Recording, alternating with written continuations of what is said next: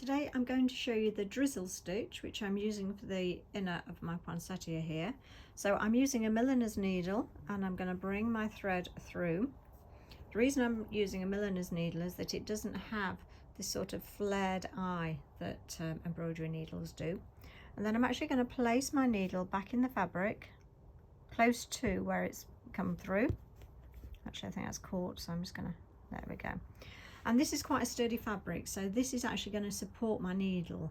If you've got a finer fabric, you may have to anchor your needle in the fabric and then cast on here, but this to me is a whole lot easier. And certainly if you're beginning and you're going to start practicing, then I'll definitely go for a fabric that's quite sturdy.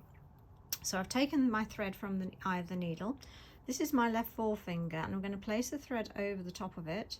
I'm going to take the thread away, and I'm just going to spin my finger over and place that little loop on the needle. So my finger's underneath, it's turned over, pop that little loop on the needle. So my fingernail down, my fingernail's now facing upwards, place that on the needle.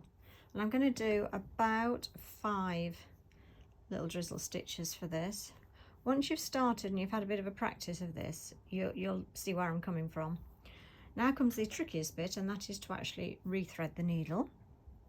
So I've gone for what a larger eye for this video, but not that you'd notice at the moment. So, oh, we're through.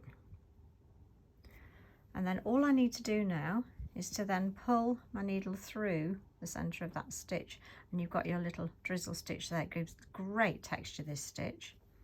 So I'm going to come up again. I'm going to place my needle in.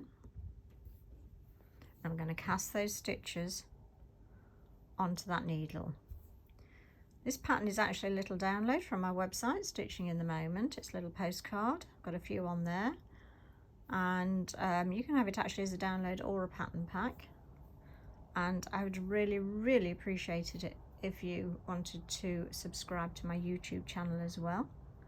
And then I'm just going to thread that through, and then I'm going to pull that through. Let's get rid of the end there, and that's your little drizzle stitch. And I'm just going to work my way around the rest of the inside of my poinsettia. Thank you for watching.